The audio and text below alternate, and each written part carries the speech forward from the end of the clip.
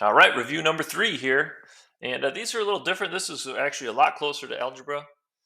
Um, and we won't solve these. We're just thinking about how do I put these into a mathematical expression? How do I take words, or in some cases, real world problems, and put them into a mathematical formula so that I can find my answer? This is very applicable to the real world. And if you become a scientist, you'll see things like this all the time. Anyway, the sentence is this: add 16 to the quotient of 72 and 8.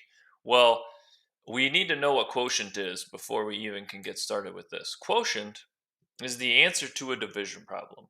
So, what this sentence is saying is that I need to add 16 to whatever the answer to 72 divided by 8 is. So, I'll write that just like this: B. This is saying 72 divided by 8, and the parentheses tell us that we're going to do that first. So that gets me the quotient of that plus 16, or adding 16. This A is 72 minus 8. So in this one, that would be if we were looking for the difference between 72 and 8, which we're not. And then the other two have divided by 8, um, which we don't want to add 16 to 72. We wanted to add it to the quotient, which is the answer to 72 divided by 8. Let's go to another one here. Number 4. Now we're into some word problems where we have to sort of set up our own expressions. This for me is the best part. Okay, so it says a factory shipped 100 boxes with 15 skateboards in each box and 10 boxes with 15 helmets in each box. So part A is asking us, write an expression for the total number of items shipped. So we're not even trying to solve it yet. We just want the expression. So what's actually going on in this word problem? Well, we've shipped 100 boxes of skateboards. Okay, so this is 100 boxes. And there's 15 skateboards in each one. So how am I going to figure out how many total skateboards shipped? Well, to find totals, when I have boxes, I have skateboards, I need to figure out 100 times 15. That's going to tell me how many total skateboards I've shipped. So that's the first part of my equation.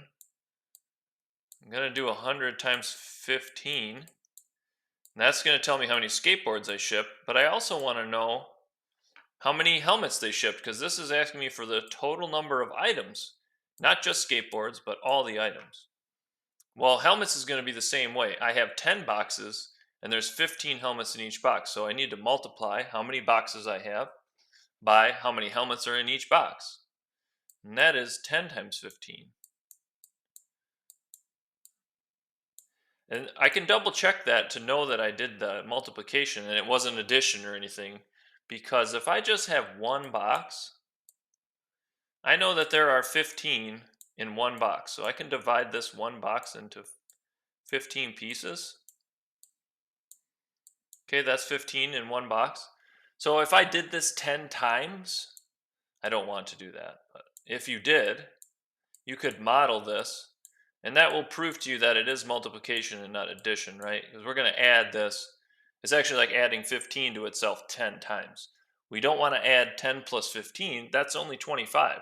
And we can see right here that there's more than 25 in just two boxes. So that's why we know it's got to be multiplication. Okay, how do I finish this expression? Well, since I want the total number of items, these are two different items, right? This is two different shipments. I have skateboards and then I have helmets.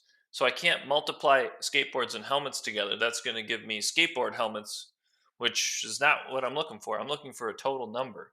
So to finalize my expression, I need to use some parentheses. And what I'm doing is finding the total number of skateboards and the total number of helmets, and I'm going to add them together. So to clean it up a little bit, on a single line is how we would want to write it.